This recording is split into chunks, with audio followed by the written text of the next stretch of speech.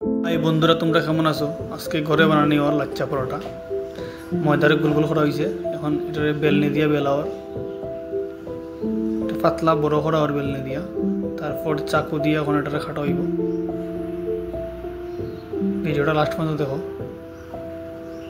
খুব টেস্টি একটা ইন্ডিয়ার খাবার, এটা খাইতে অনেক মজা।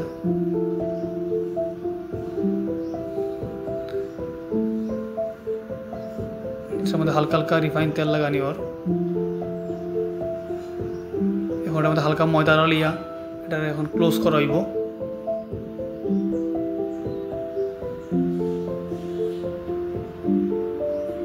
ময়দাটা যে ক্লোজ করা হয়েছে এটার এখন গোল গোল করা হইব।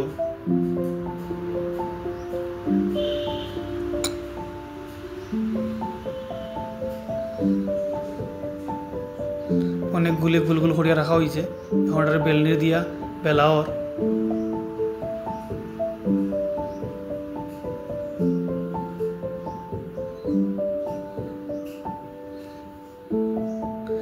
এখন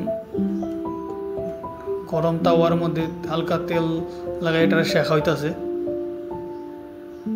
শেখা হয়ে গেছে। এখন এটা টেস্ট করি আমি দেখুন। তো এটা দেখো কত সুন্দর বনছে, হালকা হালকা সিরা সিরা, কত মজা দেখ, নরম মুলায়ম।